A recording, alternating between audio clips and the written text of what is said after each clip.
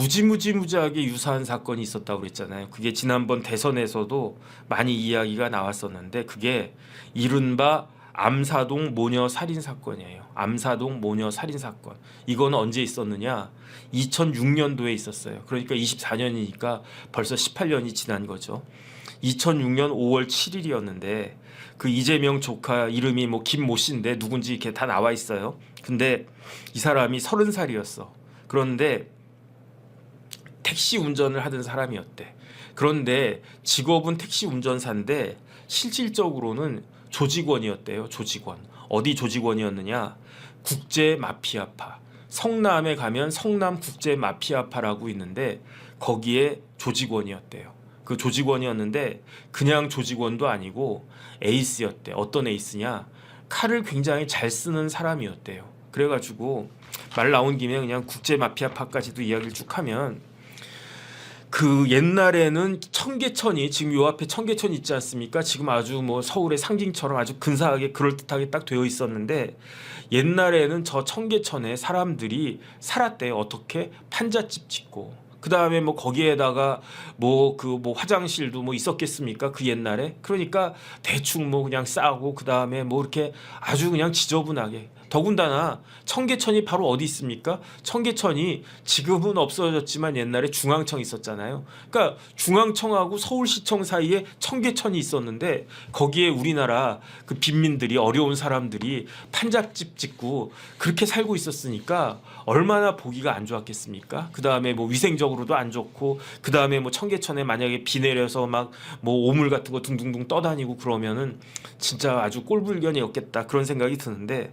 그러니까 정부가 안 되겠다 해가지고 이 청계천의 무허가 판자촌을 철거했어요. 이게 언제냐면 1968년이었어요. 그래가지고 이 사람들을 어디로 보냈느냐? 성남으로 보낸 거예요. 성남으로 보냈는데 성남시에 가면은 지금 분당 말고 구성남시 거기가 이제 수정구, 중원구 이런 쪽인데 거기에다가 그냥 사람들을 강제로 이주를 갖다 시킨 거예요. 그런데 지금은 뭐 분당, 성남 이런 데가 뭐 거의 뭐 서울이나 마찬가지고 뭐 좋고 뭐 그렇지만 그 옛날에 성남은 우리나라 길도 없고 차도 없고 그럴 때에는 오지 중에 오지 아니었겠습니까? 어쨌든 강제적으로 어쨌든 이 청계천 이렇게 하면 안 되겠다 해가지고 그 뭐야 무허가 판자촌을 철거한 다음에 그런 다음에 어떻게 했습니까? 그 청계천을 덮어버렸잖아요. 아예 그냥 아스팔트 길로 그 도로로 만들어 버렸잖아요. 그래가지고 제가 그 사법연수원 수료하고 처음 들어간 데가 예금보험공사인데 예금보험공사가 바로 청계천 앞에 있었거든요. 그 앞에는요 길이 어마어마하게 넓은 길이 있었어요. 그래가지고 제가 아침마다 차 끌고 거기 이제 출퇴근을 갔다가 했는데 이명박 시장이 청계천을 복귀한 거를 갖다 다 뜯어내고 거기를 다시 개천으로 만든대. 그래서 제가 그때는 이명박 시장 어떻게 되신 거 아닌가 그 생각을 했단 말이에요. 왜냐하면 그 길이 그렇게 넓은 길인데도 차가 꽝꽝꽝 막혀가지고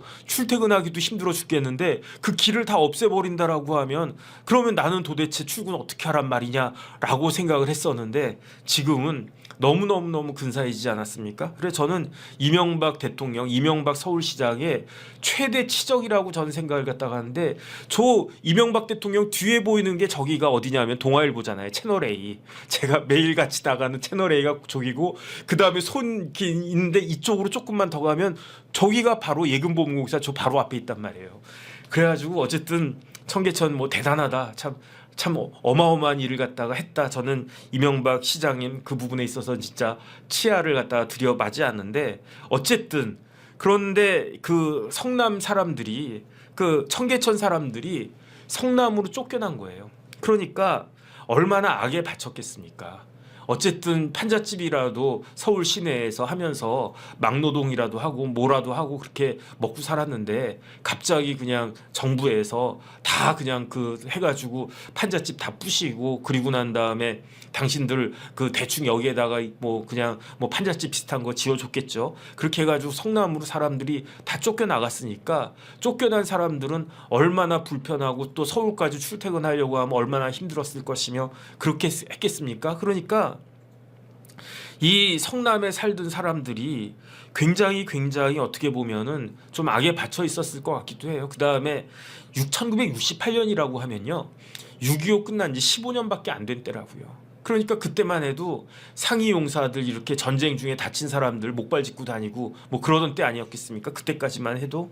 그래가지고 어쨌든 근데 성남이 그래도 사람들이 살기 시작하고 그러니까 어느 정도 안정화되면서 성남에 뭐가 생겼냐면 모란시장이 생겼어요. 제가 고등학교까지는 방배동에서 살다가 대학 들어갔을 때 저기 방이동으로 이사 갔었거든요. 아직도 기억나요. 방이동이면 잠실보다도 뭐 그쪽이니까 더 동쪽인가 뭐 그러니까 제가 옛날에 대학 다니고 그럴 때 뭐 방학 때나 아니면 뭐 학교 가기 싫을 때나 땡땡이 치고 싶을 때나 그러면 자전거 하나 끌고 이렇게 쭉 타고 가면은 뭐가 나오느냐?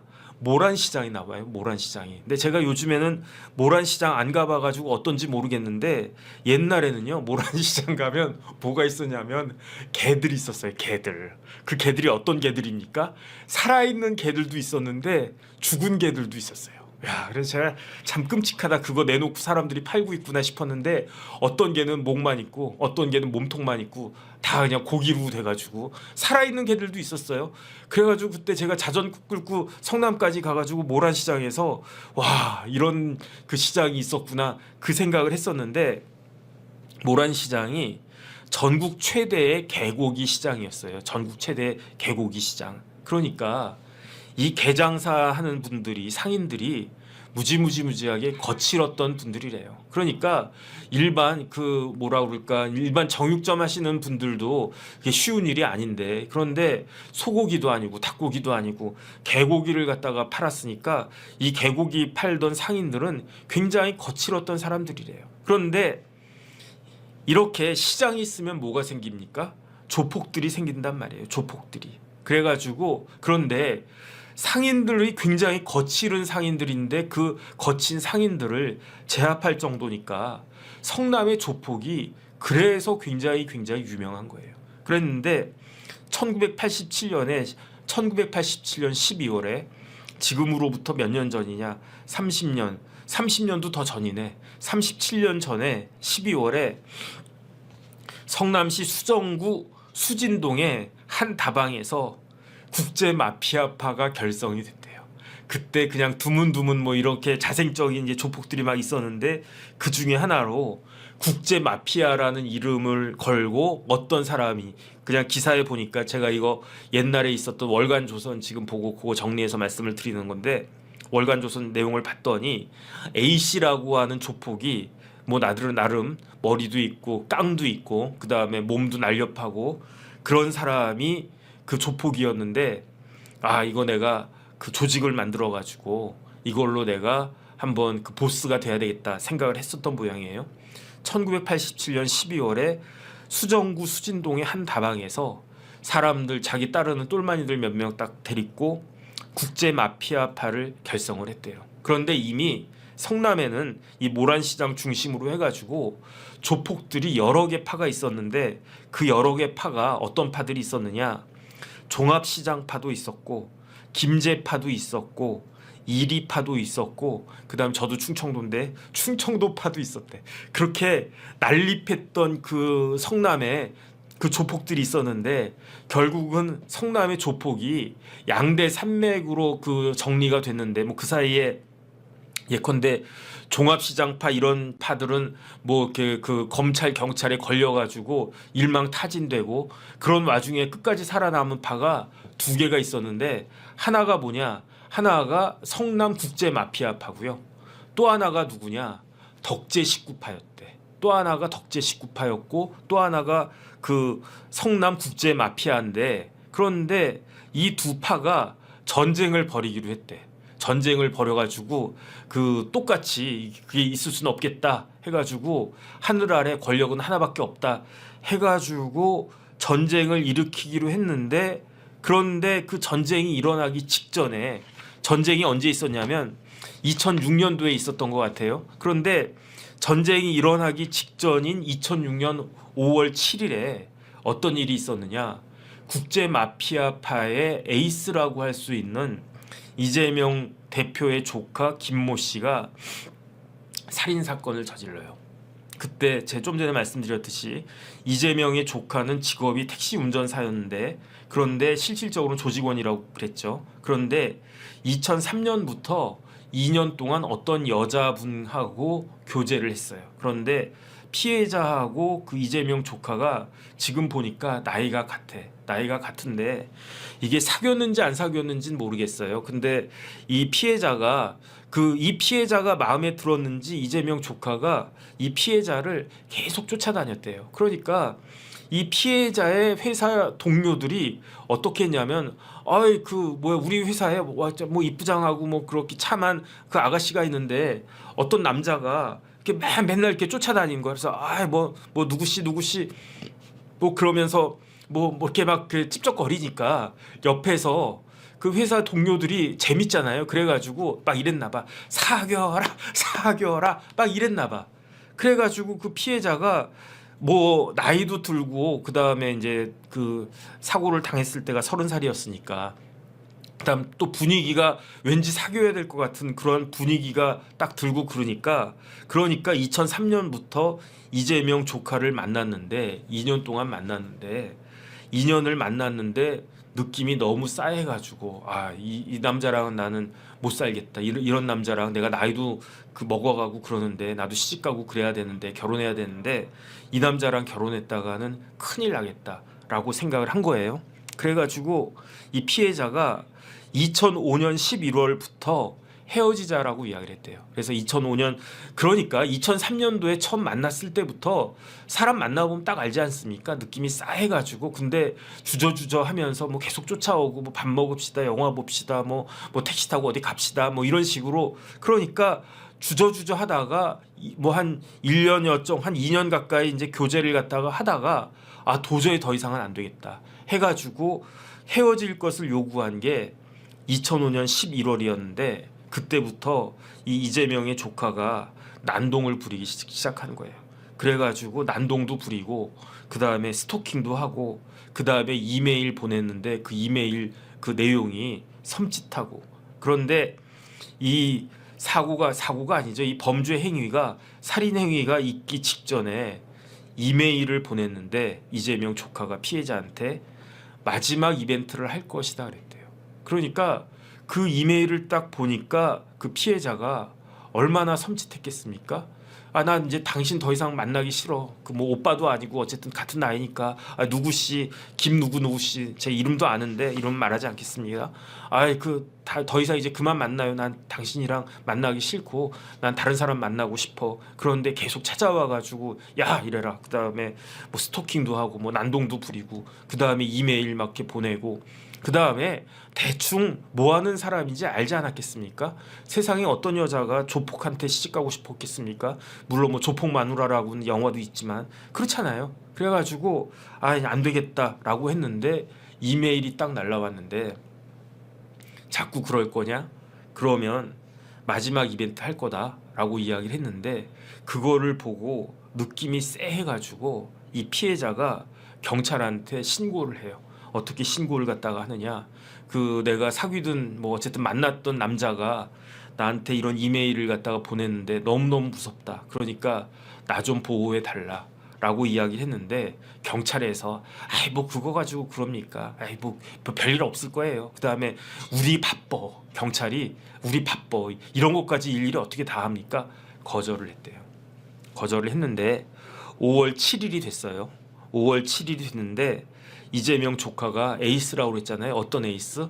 칼을 잘 쓰는 에이스라고 그랬잖아요. 칼을 준비하고 테이프도 미리 구입을 갖다가 해가지고 기다리고 있던 거예요. 밤 11시 20분에 피해자가 이제 집으로 이제 퇴근해가지고 집으로 들어가는 거를 뒤에서 그 대기하고 있다가 그냥 뭐 몇 시간 동안 이렇게 그 기다리고 있다가 피해자가 집으로 들어가니까 피해자를 따라서 집으로 들어갔대요. 그리고 난 다음에 들어가자마자 그 가지고 있던 칼로 아버지를 다짜고짜 공격을 한 거예요. 그래가지고 아버지가 칼을 몇 번 찔렸을 거예요. 근데 그 집이 몇 층이냐면 5층인데 그 아버지가 저 같아도 그랬겠죠. 밤에 11시 20분이 뭐 주무시다 깼을 수도 있고, 아 누구야 뭐 들어왔냐 왜 이렇게 늦게 왔냐라고 했는데 갑자기 뒤에 어떤 남자가 들어와가지고 칼을 휘두르는데 그 칼에 뭐 이렇게 막 뭐 스쳤을 수도 있고 뭐 찔렸을 수도 있고, 그런데 찔리니까 이 아버지가 얼마나 놀랐냐면, 얼마나 무서웠냐면 어떻게 했냐면은 그냥 뛰어내린 거예요. 어디서? 5층에서 뛰어내려가지고 그 아버지가 어마어마하게 크게 다쳤어요. 아주 중상을 입었어요. 돌아가시지 않은 게 다행이지. 5층에서 떨어져가지고 사람 사는 경우가 있습니까? 별로 없는데 뭐 나뭇가지에 어디 뭐 했는지 뭐 어떻게 됐는지 해가지고, 근데 크게 다쳤는데 어쨌든 돌아가시진 않았어요. 그런데 그 와중에 어떻습니까? 그 딸하고 어머니하고 집에 있었는데 외동딸이었거든요. 아빠, 엄마, 외동딸 이렇게 셋이 살던 집이었는데 아버지가 갑자기 5층에서 뛰어내리고 그 다음에 그 남자가 칼 들고 들어오고, 그러니까 이 그 피해자하고 그 어머니가 어떻게 했느냐, 방으로 들어가가지고 어떻게 했습니까? 문 걸어 잠갔을 거 아니에요. 문을 걸어 잠그고 있었는데 이 사람이 문을 부시고 들어가서 어머니가 그때 54세였다고 그랬는데 어머니하고 그 피해자하고 둘 다 피해자죠. 그러니까 모녀를 아주 난자를 한 거예요. 그래서 어머니는 18차례 찔렀대요. 그 다음에 그 딸은 그 피해자 사귀던 그 뭐 자기가 좋아했던 여자니까 그랬겠죠. 19차례. 그러니까 칼로 18번, 19번을 갖다가 그렇게 찔렀대요.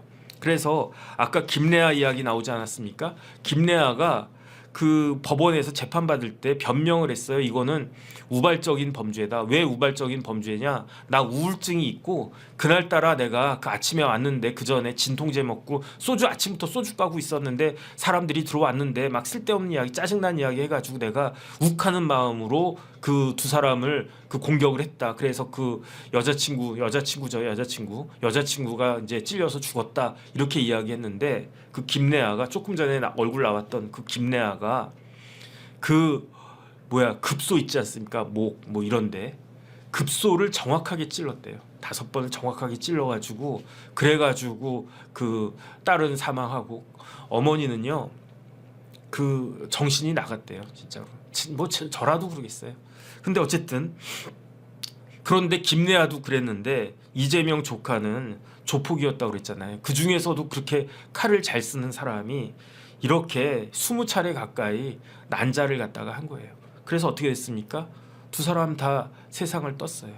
두 사람 다 세상을 떴는데 그리고 난 다음에 이제 스스로 자해한다라고 해가지고 그 교도소 안 가고 일단 병원에 입원했다가 재판을 받았어요. 재판 받았는데 1심에서 김래아하고 똑같이 형이 무기징역이 나왔어요. 1심에서 김래아하고 똑같아요. 김래아도 무기징역 받았으니까.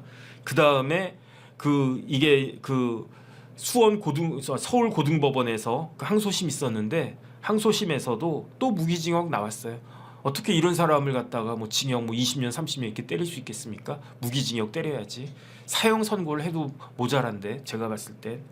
그랬는데 그 여기에 대해서 상고했는데 상고장을 취하해가지고 그래가지고 그 어쨌든 이재명 조카는 지금도 무기징역으로 깜빵에 있지 않을까, 저는 그런 생각이 들어요. 뭐 형기를 갖다가 뭐 가석방으로 나올 수 있을래나. 이게 2006년도니까 벌써 18년 전 일이거든요. 그러니까 18년 동안 지금 깜빵에 있고 나이가 그때 30살이었다고 그랬으니까 지금 한 48살, 좀 있으면 내일 모레면 50살 바라보고 있겠네. 어쨌든 그런 생각이 드는데, 근데 저는 제가 이제 남자고 뭐 제가 또 뭐 마누라도 있고 딸도 있고 아들도 있고 그렇지 않습니까? 그게 생각이 나는 거예요. 그 아버지가 어떻게 사나. 그러니까 그 아버지 입장에서 생각을 해보면 차라리 내가 죽었어야 됐는데 하나라도 살릴 수 있지 않았을까? 내가 너무 비겁하지 않았나? 왜 그랬을까 내가? 차라리 내가 죽었으면 됐는데. 그러면 예컨대 내가 칼 맞고 안 된다, 우리 딸 지켜야 된다, 우리 마누라 내가 지켜야 된다, 그러면 나를 공격하고 있는 동안에 우리 딸이나 우리 마누라는 쓱 해가지고 도망가가지고 그래가지고 살 수 있지 않았을까?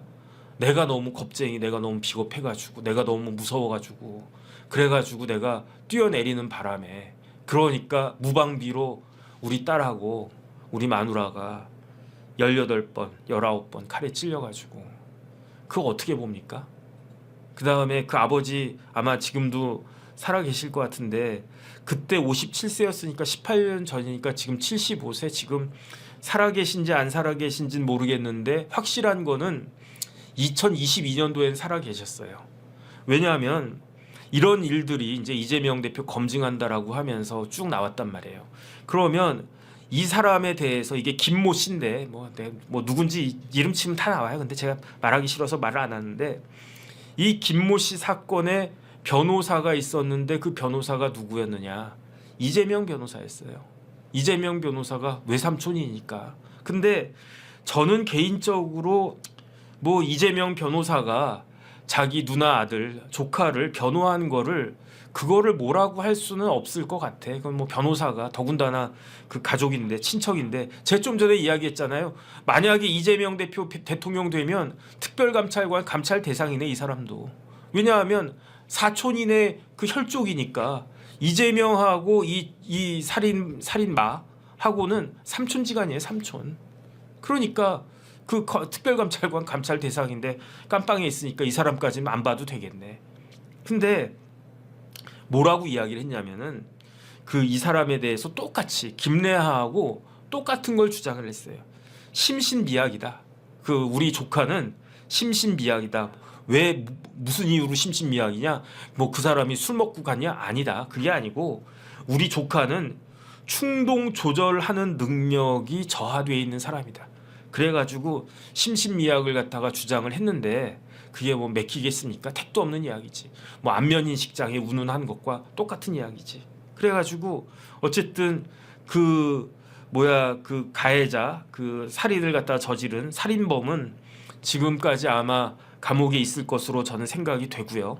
그 다음에 이재명 대표는 그때 심신미약을 주장을 했는데 뭐 다 좋아요. 뭐 그냥 뭐 조카가 뭐 아직 그런 끔찍한 일을 갖다 저질렀는데 그러면 예컨대 저한테 찾아오면 제가 뭐 알겠습니다. 제가 열심히 변호해 드리겠습니다. 저도 못할 것 같은데 죄송한데 저는 그냥 좀 그 여러 가지로 사정이 어려울 것 같고 그다음에 뭐 제가 뭐 형사법 뭐 잘 알지도 못하고 저는 그야말로 뭐 듣보잡 아닙니까? 더 훌륭하신 분한테 가시는 게 좀 나을 것 같습니다. 라고 그냥 완곡하게 이렇게 보내지 제가 어떻게 이런 사건 맡겠습니까? 근데 저만 그러겠습니까?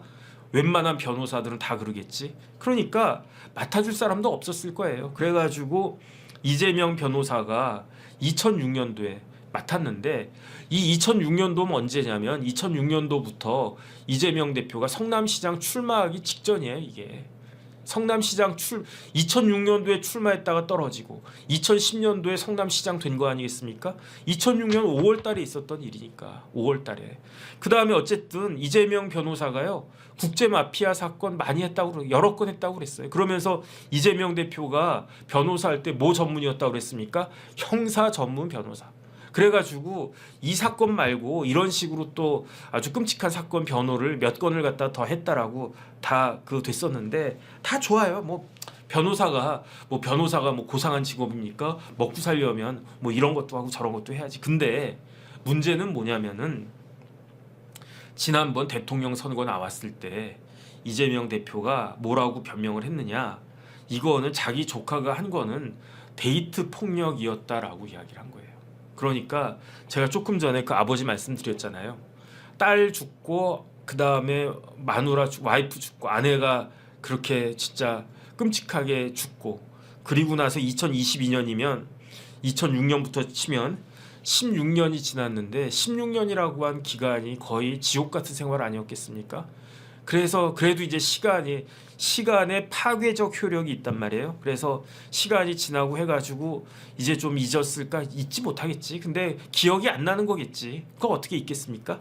그런데 이재명 후보가 뭐라고 이야기했느냐? 그거는 일종의 데이트 폭력이었을 뿐이다. 이런 식으로 이야기를 한 거예요. 그러니까 그때 그 아버지가 너무 화가 나가지고 이재명 대표 상대로 해가지고 민사소송 제기하지 않았습니까? 손해배상하라고. 그런데 더 중요한 건 뭐냐면은 이 피해자들이 이 가해자가 무기징역 받은 지금도 깜빵에 있는 가해자가 유족들한테 피해 회복을 하나도 안 했대요. 그때도. 그 다음에 심지어 아버지가 크게 다쳤잖아요. 아버지가 크게 다쳤는데 아버지 치료비도 지급하지 않았대요. 그 조카가. 그러니까 그냥 입 싹 씻은 거야. 그러더니 그 외삼촌이 대통령 후보까지 돼가지고 이 이야기 나오니까 그 외삼촌이 뭐 변명한다고 이거는 데이트 폭력이었다라고 이야기를 하니까 그 아버지가 얼마나 속이 그냥 까무러질 정도로 이렇게 그러셨겠습니까? 그래가지고 이재명 대표 상대로 해가지고 정신적인 피해에 대한 손해배상 해야 된다라고 그 소송을 제기했는데 민사소송을 제기했는데 아마 청구 금액이 한 1억 원인가 뭐 그쯤 됐던 것 같아요. 그랬는데 졌어요. 그 아버지가 졌어요. 아버지가 지고 항소심도 아마 졌을 거예요. 제가 찾아본 바는 그렇습니다. 그래가지고 이렇게 쑥 넘어갔는데 어쨌든 다음번에 이재명 대표가 또 그 민주당의 대선 후보로 출마하게 될지 아닐지는 모르겠는데 그런데 만약에 대선 후보로 출마할 수 있게 된다라고 하면 이런 이야기가 또 나오지 않을까 저는 일단은 그런 생각이 들고요. 그 다음에 그 저도 이제 그 잊고 있었는데 그 김래아라고 하는 그 살인범이 재판 받고 뭐 거기에다가 뭐 황당하게 뭐 강아지 걱정하고 그런 모습을 갖다 딱 보면서 그냥 거의 똑같이 거의 뭐 비슷한 사건이다라는 그런 느낌이 딱 들어가지고 그래서 그 생각이 나서 뭐 이런 일이 있었다라고 하는 거 그냥 다시 한번 기억하시라. 좋은 일은 아닌데 그래도 이런 것들은 하실 필요가 있지 않나 해서 오늘 정리해서 말씀을 드렸고요. 그 다음에 다시 한번 말씀드리지만 저는 한동훈 대표가 사형제 집행하자라고 사형 집행하겠다. 내가 대통령 되면 뭐 한동훈 뭐 대표뿐만 아니고 뭐 국민의힘에서 누가 대통령 후보로 나선다고 하더라도 뭐 오세훈 시장이 됐든 뭐 아니면 뭐 홍준표 시장이 됐든 아니면 뭐 안철수 의원이 됐든 누가 돼도 다 좋은데 저는 국민의힘 후보라고 하면 홍준표 시장이 만약에 후보가 되시면은 사형 집행하겠다라고 하실 것 같은데 내가 대통령 되면 나 사형 집행하라고 법에는 법무부 장관이 하도록 되어 있는데 법무부 장관이 지금 뭐 자기 뭐 마음대로 할 수는 없을 거고 대통령 그 제가 받아가지고 아마 그 법무부 장관이 명령하도록 되어 있는 것 같은데 아니 대통령 되신 분이 내가 대통령 되면은 사형 집행하겠다. 우리나라에 지금 사형수가 몇십 명 있는데 그 사람들 먹여 살리는 것도 뭐 그 다음에 시간이 이 정도 지났으면 오판했을 확률은 없지 않겠나. 저는 그런 생각 들거든요. 그러니까 그 다음에 또 사형수들이 깜빵에서 나 사형수다 뭐 그게 벼슬인 것처럼 뭐 난동 부린다 뭐 그런 기사들도 나오고 그러는데 저 같으면 어쨌든 우리 법에 그렇게 되어 있고 그 다음에 다른 걸 다 떠나서 다른 사람의 목숨을 뺏었으면 자기 목숨 아깝다고 말하는 거는 그거는 잘못된 거 아닙니까?